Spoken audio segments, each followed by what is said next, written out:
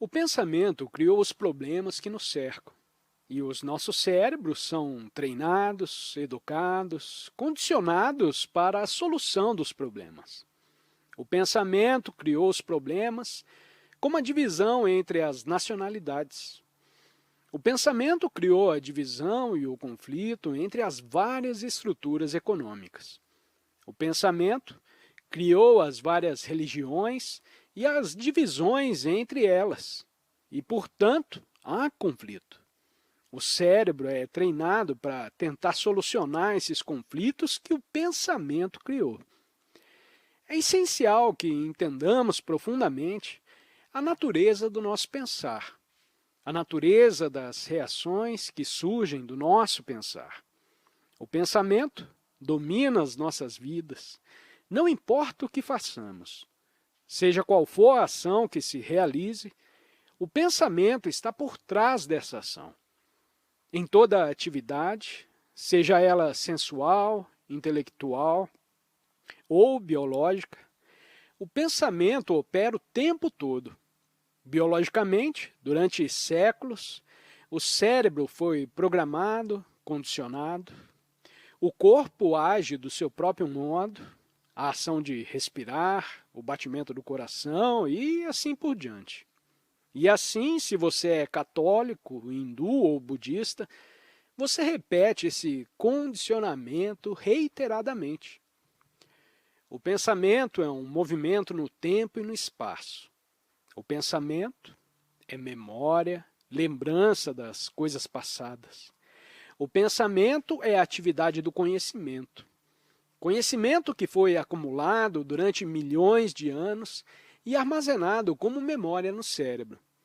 Se vocês observarem a atividade do nosso pensar, verão que a experiência e o conhecimento constituem a base da nossa vida. O conhecimento nunca está completo. Ele caminha sempre com a ignorância. Achamos que o conhecimento solucionará todos os nossos problemas, seja o conhecimento do sacerdote, do guru, do cientista, do filósofo ou do mais recente psiquiatra da moda. Mas nunca questionamos se o conhecimento em si mesmo pode solucionar qualquer dos nossos problemas, exceto, talvez, os problemas tecnológicos. O conhecimento vem com o tempo. Para aprender uma língua, vocês precisam de tempo. Aprender uma habilidade ou dirigir um carro com eficiência leva tempo. O mesmo movimento do tempo é convertido para o campo psicológico. Aí também dizemos: tenho que ter tempo para aprender a meu respeito. Tenho que ter tempo a fim de mudar aquilo que sou para aquilo que devo ser. Converter a atividade do mundo externo ao mundo psicológico significa que o tempo é um grande fator em nossa vida. O futuro, o passado e o presente. O tempo é pensamento.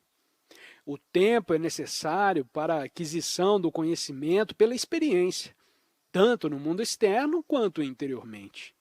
Foi assim que fomos programados. Sendo assim programados, pensamos que o tempo é necessário para produzir uma mudança profunda e fundamental na estrutura humana. Nós usamos o tempo como pensamento. Eu sou isso e devo ser aquilo. Vocês também diriam no mundo técnico: não sei como construir um computador, mas vou aprender. Tempo, conhecimento, memória, pensamento são uma única unidade. Não são atividades separadas, mas um único movimento. O pensamento, o resultado do conhecimento, é eternamente incompleto e, portanto, limitado, porque o conhecimento é incompleto. Tudo quanto é limitado deve produzir conflito. A nacionalidade é limitada. A crença religiosa é limitada. Uma experiência que vocês tiveram ou pela qual anseiam é limitada. Toda experiência deve ser limitada. Pergunta: por quê? Resposta: porque há mais experiências.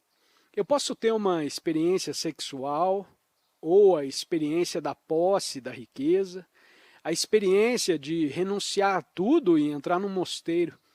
Todas essas experiências são limitadas.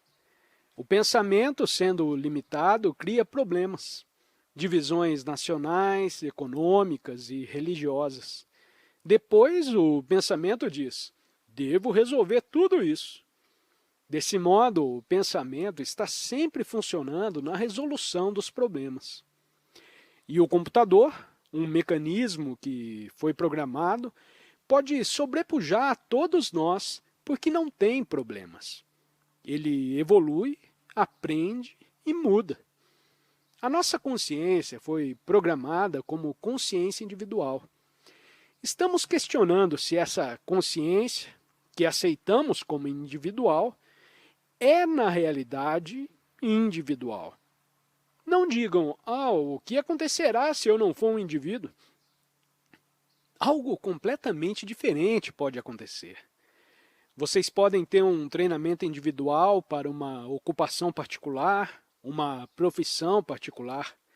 Podem ser um cirurgião, um médico, um engenheiro, mas isso não os torna um indivíduo. Vocês podem ter um nome diferente, uma forma diferente, e isso não faz a individualidade, nem a aceitação de que o cérebro, através do tempo, afirmou: eu sou um indivíduo. É meu desejo me realizar e vir a ser pela luta. Essa assim chamada consciência individual, que é a de vocês, é a consciência de toda a humanidade.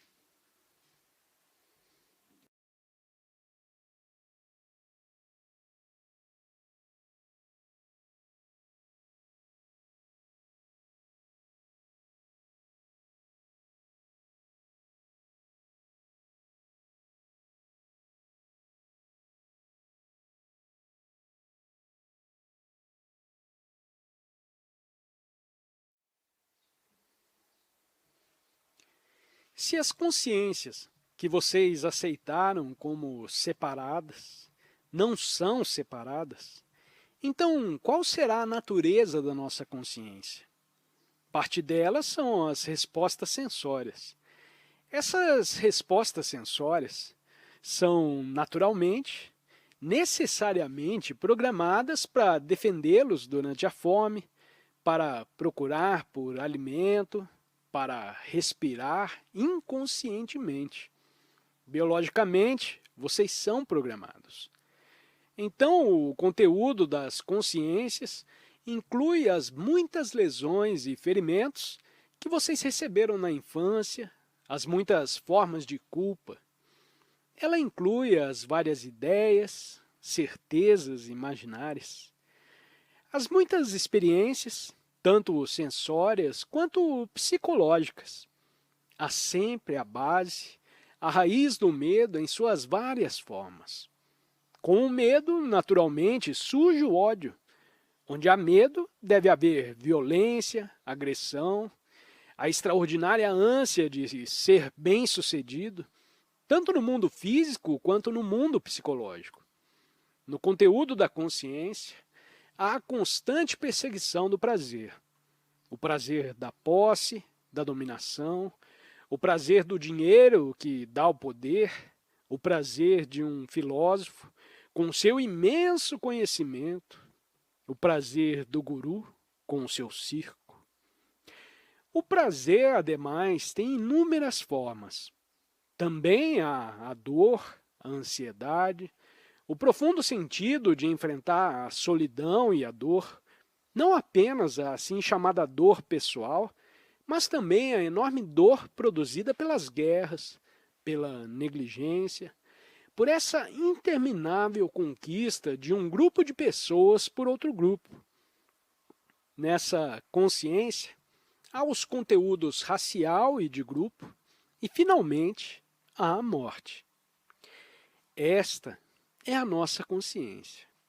Crenças, certezas e incertezas, ansiedade, solidão. e a interminável miséria. Estes são os fatos. E dizemos que essa consciência é minha. É mesmo. Vão ao Extremo Oriente ou ao Oriente Próximo, à América ou à Europa, a qualquer lugar onde estão os seres humanos. Eles sofrem, são ansiosos, solitários, deprimidos, melancólicos, estão lutando e em conflito. Eles são iguais a vocês. Desse modo, a sua consciência é diferente da do outro. Eu sei que é muito difícil as pessoas aceitarem. Vocês podem aceitar isso, logicamente. Intelectualmente, vocês podem dizer, sim, sim, talvez seja assim. Mas ter essa sensação humana total, de que vocês são o resto da humanidade, exige uma grande dose de sensibilidade. Não é um problema a ser resolvido. Não é que vocês devam aceitar que não são um indivíduo, mas devem se esforçar para sentir essa entidade humana global. Se assim o fizerem, vocês transformam num problema que o cérebro simplesmente fica completamente disposto a tentar resolver. Mas se vocês realmente olharem com a mente, com o coração, com todo o seu ser totalmente cônscio desse fato, então vocês apagarão o programa. Ele ficará naturalmente apagado. Mas se vocês disserem, eu vou apagá-lo, então vocês estarão novamente de volta ao mesmo modelo. Para o conferencista, essa é toda a realidade. Não alguma coisa verbalmente aceita porque é agradável. É uma coisa real. Vocês podem ter examinado lógica, razoável e sensatamente a questão e descoberto que assim é. Mas o cérebro, que está programado para o sentido da individualidade, vai se revoltar contra isso. O que vocês estão fazendo agora. O cérebro reluta em aprender, enquanto o computador irá aprender porque nada tem a perder. Mas aqui estão vocês, com medo de perder alguma coisa. O cérebro pode aprender? Essa é toda a questão. Então, agora temos que entrar nessa questão do que é aprender. Para a maioria de nós, aprender é o processo de adquirir conhecimento. Eu não conheço a língua russa, mas vou aprendê-la. Aprenderei dia após dia, memorizando, me detendo em certas palavras, frases e significados, na sintaxe, na gramática. Se eu me aplicar, posso aprender quase qualquer língua num determinado tempo. Para nós, aprender é essencialmente a acumulação de conhecimento ou de habilidade. Os nossos cérebros estão condicionados a esse modelo. Acumular conhecimento e daí agir. Quando aprendo uma língua, esse conhecimento é necessário.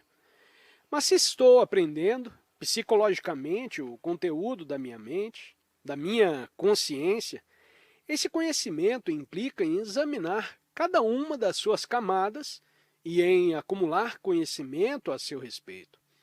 E a partir desse conhecimento, agir seguindo o mesmo modelo da aprendizagem de uma língua.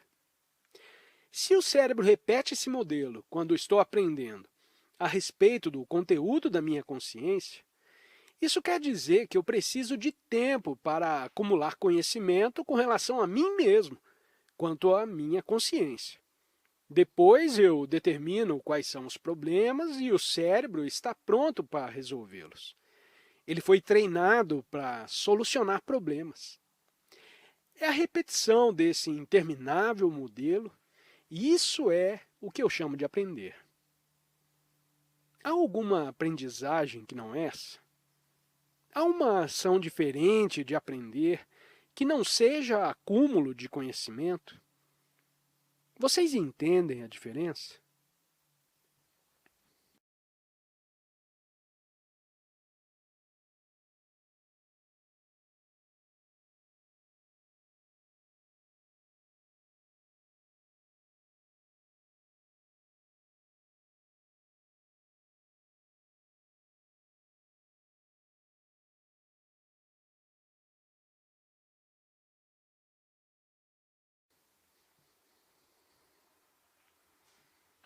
Vou apresentar isso de modo diferente.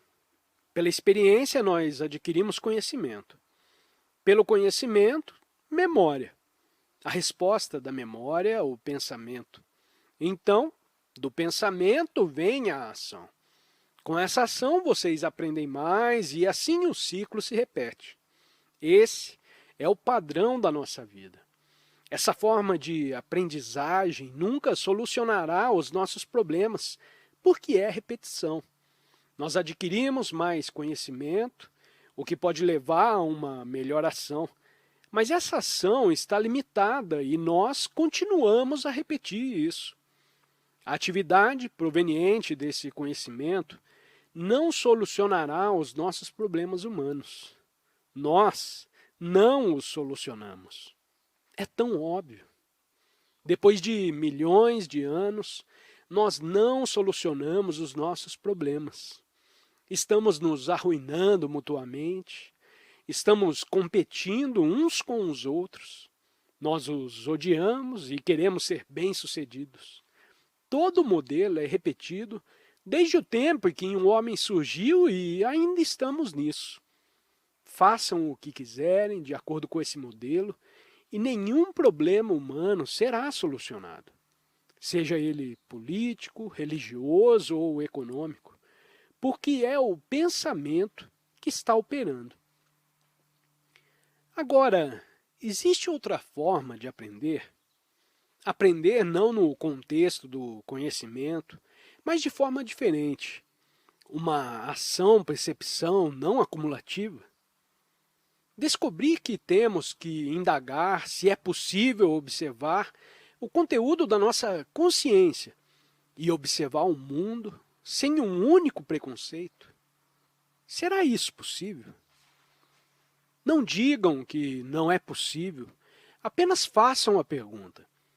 Percebam se, quando vocês têm um preconceito, podem observar com clareza.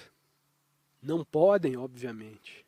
Se vocês possuem uma determinada conclusão, um certo conjunto de crenças, conceitos, ideias, e querem ver claramente o que é o mundo, todas essas conclusões, ideais, preconceitos e assim por diante irão na realidade te impedir.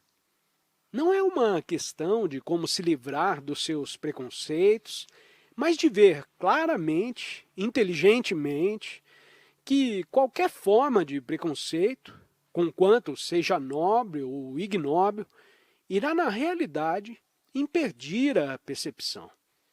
Quando vocês perceberem isso, os preconceitos se acabarão. O importante não é o preconceito, mas a necessidade de ver claramente. Se quero ser um bom cirurgião, não posso fazê-lo com ideais ou preconceitos com relação aos cirurgiões. Devo, na realidade, executar a cirurgia. Vocês podem perceber que é possível uma nova forma de ação, uma nova forma de conhecimento não acumulativo que irá apagar o modelo, apagar o programa, de modo que vocês ajam totalmente diferente. O modo como estamos vivendo há milhões de anos tem sido a repetição do mesmo processo de adquirir conhecimento e de agir a partir desse conhecimento. Essa ação e esse conhecimento são limitados. Essa limitação cria problemas e o cérebro acostumou-se a solucionar os problemas que o conhecimento criou repetidamente. O cérebro fica preso a esse modelo e estamos dizendo que esse modelo jamais, em quaisquer circunstâncias, solucionará os nossos problemas humanos. É óbvio, nós não os solucionamos até agora. Deve haver um movimento diferente, totalmente diferente, uma ação perceptiva e não acumulativa. Ter uma percepção não acumulativa é não ter nenhum preconceito, é não ter absolutamente nenhum ideal, nenhum conceito e nenhuma fé, porque tudo isso destruiu o homem. Isso não solucionou os seus problemas. Assim, vocês têm um preconceito? Tem um preconceito que tem algo em comum com o ideal? Naturalmente. Os ideais existem para serem consumados no futuro e o conhecimento torna-se extraordinariamente importante na realização dos ideais. Assim, acaso vocês são capazes de observar sem a acumulação, sem a natureza destrutiva do preconceito, dos ideais, da fé, da crença e das suas próprias conclusões e experiências, há a consciência de grupo, a consciência nacional, a consciência linguística, a consciência profissional, a consciência racial e há o medo, a ansiedade, o pesar, a solidão, a procura do prazer, do amor e, finalmente, a morte. Se vocês continuarem a agir dentro desse círculo, manterão a consciência humana do mundo. Percebam só a verdade disso. Vocês são parte dessa consciência e a sustentam dizendo: eu sou um indivíduo, meus preconceitos são importantes, os meus ideais são essenciais. Repetindo a mesma coisa vezes sem conta. Agora, a manutenção, a sustentação e a nutrição dessa consciência acontece quando vocês repetem esse modelo. Mas quando vocês se livram dessa consciência, estão introduzindo um fator totalmente novo no todo dessa consciência. Agora, se entendemos a natureza da nossa consciência, se percebemos o modo como ela está operando nesse interminável ciclo do conhecimento, da ação e da divisão, uma consciência que tem sido sustentada há milênios, se percebermos a verdade de que tudo isso é uma forma de preconceito e nos livrarmos dele, introduzimos um fator novo no antigo. Isso quer dizer que você, como um ser humano que faz parte da consciência do restante da humanidade, pode afastar-se do antigo modelo de obediência e aceitação. Esse é o momento verdadeiramente decisivo de sua vida. O homem não pode continuar repetindo o antigo modelo. Ele perdeu o significado. No mundo psicológico, ele perdeu totalmente o seu significado. Se vocês se realizam, quem se importa? Se vocês se tornam santos, que importância tem isso? Enquanto que, se vocês se afastam totalmente desse modelo, afetam toda a consciência da humanidade.